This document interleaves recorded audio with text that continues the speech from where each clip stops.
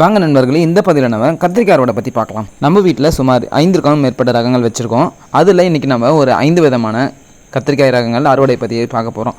அதில் இந்த கத்திரிக்காய் முதன்மையாக இருக்குது. ஏன்னா இந்த கத்திரிக்காயில் கிட்டத்தட்ட 10 காய்கள் கிட்ட காய்ச்சிருந்ததுங்க. நல்லா திரட்சியாகவும் இருந்தது, நல்ல சுவையோடவும் இருந்தது சமைக்கிறப்ப.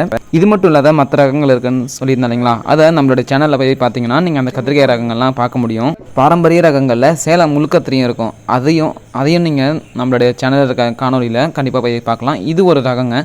இது மட்டும் இல்லாத இன்னொன்று வரி வரியாக இருக்கக்கூடிய ஒரு ரகமும் இருக்குது. அதுவும் வந்து நல்ல சுவையோட, இந்த ரகம் தான் அதுவும் நல்ல சுவையோடு இருக்கும். ஒரு தட்டு நிறையா நீங்கள் கத்திரிக்காய் அறுவடை பண்ணோம்.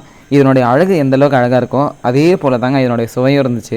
இது போல் கத்திரிக்காய், வெண்டைக்காய், அவரைக்காய் இது போன்ற ரகங்களை நம்ம மாடியிலே தாராளமாக வளர்க்க முடியுங்க. இது எல்லாமே மாடியில் விளைஞ்சது தான். நீங்களும் இது போல் மாடித்தோட்டம் வச்சு பயன்பெறுங்க. மேலும் காணொலிகளுக்கு நம்ம அமுதவனம் சேனலை தொடர்ந்து பார்த்துட்டே வாங்க.